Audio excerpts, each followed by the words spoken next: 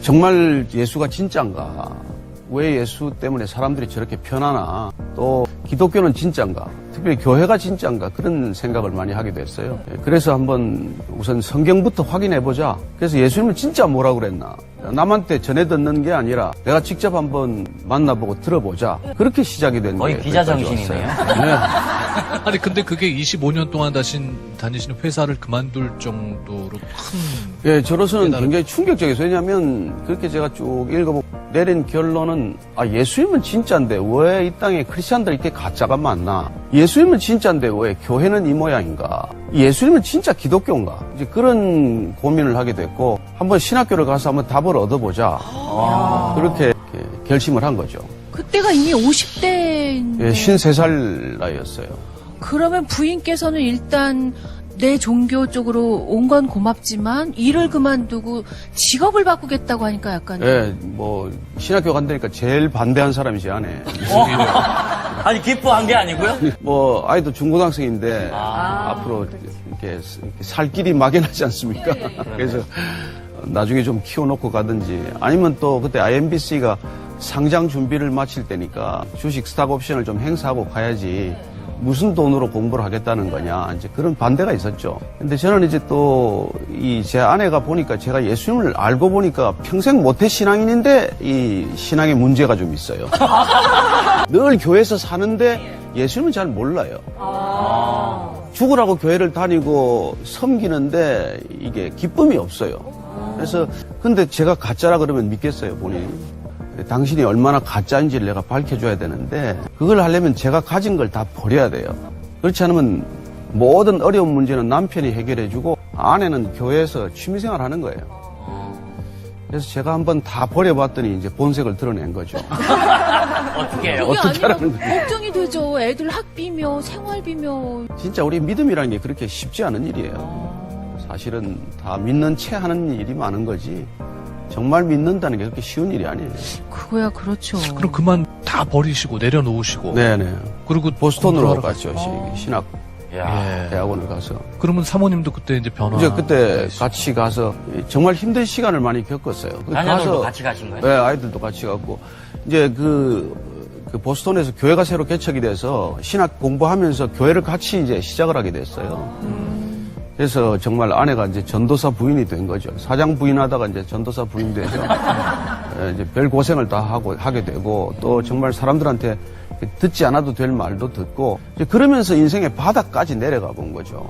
야. 그동안 대접받는 인생을 살다가 그야말로 이제 그 바닥까지 내려가 보고 그리고 정말 예수님을 이렇게 만나게 됩니다. 그래서 이제 남편을 새로 발견하게 되고 저 남편 때문에 내가 죽을 고생을 한 줄 알았는데 사실 내 남편이 나 때문에 고생했구나. 그런 귀한 고백을 듣게 됩니다. 야. 그걸 그럼 나도 보스턴을 가야 되나? 신학이 쉽지 않더라고요. 정말 제가 2시간, 3시간 자고 4년간 공부했고 입이 2번 돌아갔고 그래서 다행히 오른쪽 왼쪽 돌아가서 균형은 잡혔죠. 아니 목사님 그걸 지금 유머라고 하시는 건 아니죠? 네, 또 심장도 2번, 아이고. 미국서 2번, 여기서 또 와서도 수술하고 그래서 그 정말 죽을 것 같은 시간을 겪었어요. 그러면 너무 힘들다. 이렇게까지 내가 본질로 파고들지 그냥 신자로서 믿으시는 거잖아요. 제 아내도 그렇죠. 뭐 제 아내도 예수 믿고 뭐 좋은 장로 되면 됐지. 뭐 그래 꼭 신학까지 해야 되냐 그랬는데 이제 저는 그랬어요. 이 예수님을 만난다는 건 올인하는 거지 한 달이 건치는 게 아니에요. 나는 올인하고 싶었고 그렇게 올인할 때 제 아내도 같이 가기를 원했고 같이 가서 이런 그런 시간을 가짐으로써 사실 거기서 이렇게 뭘 더 안 게 아니라 정말 둘이서 하나 되는 시간을 가진 거죠. 뭐 그전에 그렇게 뭐 사이가 나쁜 건 아니에요. 30년 이상 살았지만 사이가 좋지만 그런 그 둘이 다 정말 바닥까지 내려가 보고 거기서 이렇게 영적으로 하나 된다는 그런 느낌, 그런 경험을 하게 되는 거죠. 그러니까 이런 경험을 하셔서 그런지 아까 소개해드린 것처럼 목사님께서는 다른 목사님들은 교회 오라고 하시는데 자꾸 오지 말라 그러고 또 우리 교회 오다가 한 달에 한 번은 딴 교회 가라 그러고 막 이렇게 좀 남다르게 하신다고 하는데 이승현 아나운서. 네. 예. 그런 데는 이제 다 이유가 있으신 건데요. 좀 이제 기존의 교회들이 성경의 예수님 말씀과는 좀 다른 부분이 있기 때문에 오늘 우리에게 잘못 우리가 알고 있는 기독교 기독교에 대해서, 기독교 진실에 대해서 알려주신다고 하셨습니다. 여러분이 잘못 알고 있는 기독교의 진실 첫 번째 살펴볼게요. 교회에 열심히 나가야 구원받는다. 늘 아니 이렇게 뭐 듣고 교회하고 살았는데. 구원하고는 상관이 없을 수도 있고 또 요즘 뭐 이단 교회가 얼마나 많습니까? 그래서 예수님을 만나야 구원받는 거지 교회 열심히 나간다고 구원받는 건 아니에요. 그래서 제가 교회 나오지 말라는 게 아니라 교회를 가지 말라는 뜻이 아니라 사실은 교회 가는 것으로 불충분하다는 것이죠. 예수님께서는 교회가 되라고 우리를 부른 거지 교회 다니라고 부른 건 아니에요. 교회가 된다는 게 무슨 말씀이에요? 예수님께서 본인이 부른 사람들과 함께 공동체를 이룬 게 교회죠. 그러니까 사람들이 교회고 예수님을 내가 내 인생의 주인으로 내가 모시겠다. 내가 내 인생의 주인 되는 게 꿈인데 아까 제가 이 트로트 가수들 보니까 성공하는 게 꿈이잖아요. 그렇죠. 그리고 1인자가 되는 게 꿈인데 그게 아니라 예수님과 함께 사실은 이 세상을 살만한 세상으로 만드는 공동체 그 이름을 지어준 게 교회예요.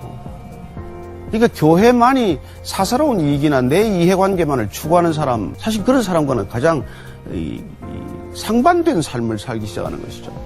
저는 진짜 크리스찬이야말로 이렇게 공적인 삶을 살 수 있다 그렇게 믿습니다. 또 교회 열심히 다니고 그래서 교회가 되어야 되기 때문에 예. 교회 나오는 것 왔다 갔다 하는 것만으로는 불충분하다는 것이죠. 진짜 예, 마음속에 그러다가 종교인은 될 수 있을지 몰라도 정말 예수님과 함께 살아가는 진정한 신앙인은 되기가 쉽지 않아요. 형식에 치우칠 수 그렇죠. 있다는 말씀입니다. 그래서 예수님이 지금도 오신다면 아마 교회 다니는 사람들을 불러내서 그분이 직접 정말 진정한 교회가 되기로 또 이렇게 결정을 하실 거예요.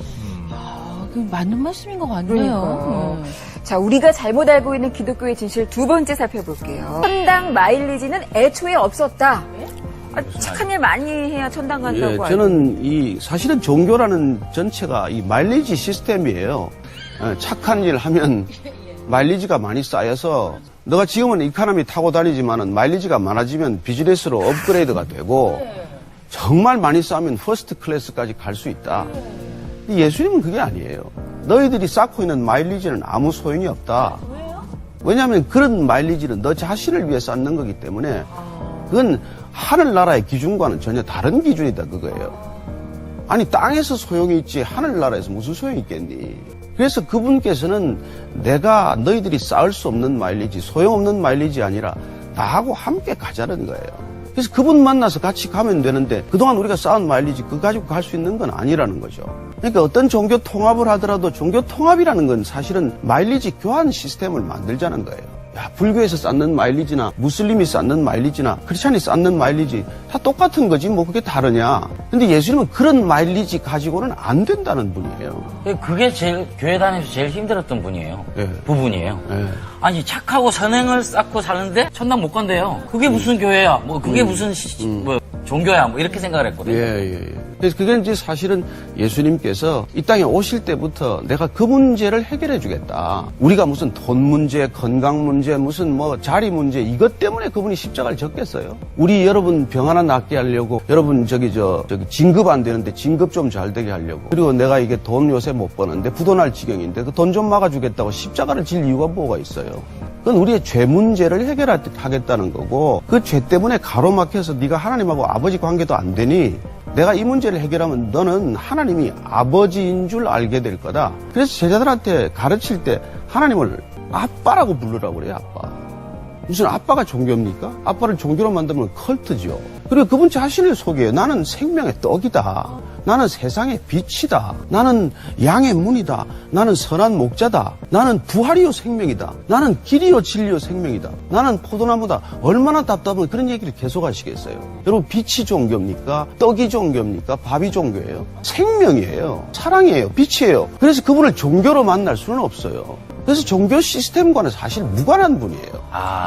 어쩌면 유대교라는 종교에서 그분은 우리를 불러내신 분이고 이 땅에 오셔도 종교로부터 불러내실 분이고 심지어 그렇게 말해요. 너희들은 하나님하고 인간 사이에 끼어있는 것들은 다 도적이요 강도다 그렇게 말씀하세요. 하나님하고 인간 사이에 끼어있는 건 도적이요 강도라고 말씀하십니다.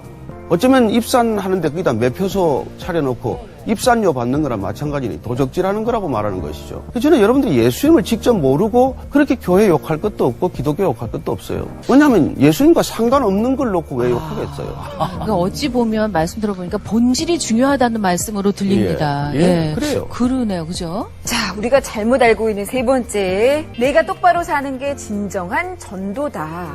예수님께서 이런 얘기를 하세요. 너희들 밖에서 세상에서 잘 사는 사람들을 너희들 불러다가 데려와가지고 너희들보다 더 악한 사람을 만들어 놓는구나. 너희들도 천당에 안 들어가고 문고리를 잡고 앉아서 다른 사람도 천국 가는 걸 막고 있구나. 어쩌면 저 같은 목사나 이 시대 기독교인들에게도 동일한 말씀을 하실 거예요. 정말 우리가 삶으로 살아내지 않으면서 저 같은 사람 이분 또 얼마나 기자할 때도 말 잘했어요. 삶이 뒤따르지 못하면 그 무슨 소용이 있겠냐는 것이죠. 그래서 예수님께서는 정말 오셔서 이 땅 가운데서 그야말로 너 나를 따라오려면 십자가를 지고 와야 된다. 근데 안 지고 그런 얘기를 하셨냐고요. 제일 먼저 지지 않았습니까? 그분은 이 땅에 대접받으러 오지 않았어요. 나는 대접받으러 오지 않았다. 난 대접하러 왔다. 여러분, 종교는 내가 어떻게든지 사다리를 올라가야 되지만 신앙은 사다리 오르기 게임이 아니에요. 직급이 올라가는 게 아니에요. 그래서 예수님께서 나중에 온 사람이 너보다 먼저 갈 거다 그래요. 뒤에 온 사람이 먼저 가는 게 신앙이에요. 돌이키기만 하면 바로 거기 계세요. 부르기만 하면 그분 바로 오세요. 그래서 내가 내 안에 들어가서 같이 좀 살아보자. 그게 예수님의 진정한 의도예요. 근데 그분을 우리가 종교로 만들어서 그렇게 힘들 게 뭐 있어요? 아니, 수고하고 무거운 짐을 졌으면 다 나한테 와라. 내가 짐을 내려놓게 하겠다. 쉬게 하겠다. 그런 분이 또 우리를 불러가지고 짐을 하나 더, 한 바가지를 더 앵겨놓겠어요. 무거운 짐을 갖다 앵기겠어요. 우리가 이 세상에 다 이렇게 아까 토론토 가서 보니까 참 열심히 하겠더만 짐이 얼마나 무겁겠어요. 그런 짐을 쉬게 하겠다는 것이지 짐을 무겁게 하겠다는 분이 아니에요. 이 목사님 말씀 들으니까 이해가 가기도 하고 후련하기도 하고 조금 답답하기도 하고 여러 가지 생각이 막 드네요. 뭐가 답답하세요? 아니 그러면 다른 분들이 하신 말씀이랑 잘 모르겠어요. 아저씨 성경을 좀 읽으시라니까. 예? 그래서 교회를 평생 다니도 성경 한 번 안 읽는 사람이 많아요. 맞습니다. 목사 설교는 열심히 듣는데 예수님 설교는 안 들어요. 예수님 설교 보면 거기 복음서 4편의 설교가 있어요. 제일 먼저 설교하신 게 산상복음이에요. 제일 마지막에는 제자들하고 헤어지기 전에 십자가 지기 전날 밤에 제자들하고 12명 앉혀놓고 최후의 만찬. 성찬식 하면서 설교하세요.